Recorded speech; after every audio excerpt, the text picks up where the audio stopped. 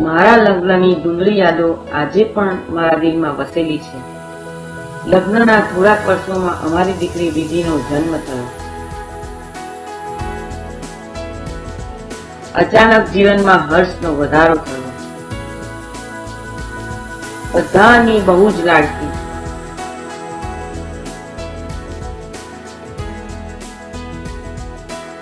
એને તૈયાર થવાનું પણ બહુ જ ગમતું હતું. વિધિને નાનપણથી ડાન્સ કરવાનો શોખ હતો. સ્કૂલમાં દરેક ડાન્સ કોમ્પિટિશનમાં ભાગ લેતી. જેમ જેમ એ મોટી થઈ તેમ તેમ એની મનગમતી પ્રવૃત્તિ પ્રત્યે પ્રેમ વધતો ગયો.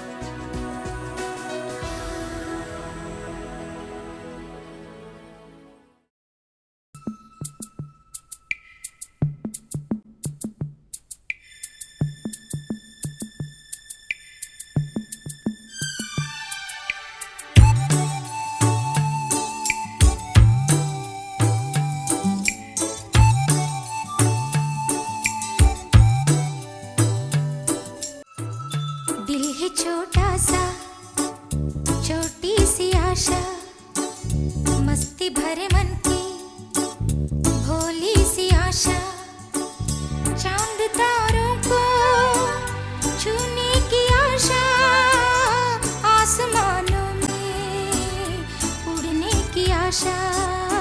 અમારે માટે તો બહુ એ કહેવાય ઘરની છોકરી એક આજે અમને હેલ્પફુલ થાય આટલી બહુ સરસ કામ કરે છે. ઘણું બધું સારું શીખી ગઈ અને અમારા માથા પરનો ઘણો બધો બોજ એણે હલકો કરી નાખ્યો.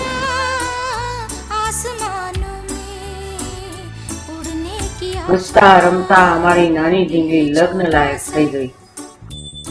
હવે અમે એને માટે વર પસંદ કર્યો છે. દીકરી સારા ઘરમાં જાય છે અને પ્રતિક જે મને જે પ્રમાણે છોકરો જોઈતો તે પ્રમાણેનો જ ટોટલ છે. ખુશ છું કે પ્રતિક સાથે મારા મેરેજ થવાના.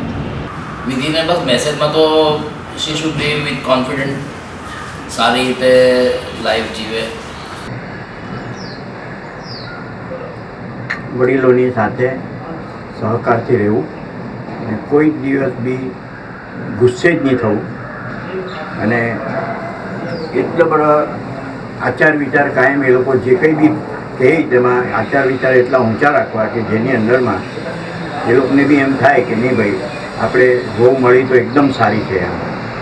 પ્લસ પોતાની અંગત લાઈફ વિશે પણ શી શુડ વર્ક, એક એવી સારી રીતે જીવન જીવવું જોઈએ કે પોતાનામાં પણ કોન્ફિડન્ટ આવે. મને એમ થાય કે દાદા થઈને આ લગ્ન મારા માટે એક બહુ ઉમંગની વાત છે પહેલી વાત. અને બહુ સારી રીતે વૈવાહિક પક્ષને હાથે બધા સારી રીતે થયા છે એનો વધારે આનંદ છે. અને આપણી દીકરીનો બી સ્વભાવ એ રીતે એવો મળતાવડો છે કે આજની તારીખમાં એ ત્યાં એવી મળી ગઈ છે કે જેની અંદરમાં એની લાઈફ બી એટલી સરસ જશે એની મને પૂરેપૂરી ખાતરી થઈ ગઈ છે. મારી દીકરીના લગ્ન પ્રસંગે તમે આવશો એ મને વધારે પડતું સારું લાગે છે પહેલી વાત, અને મને આનંદ થાય છે.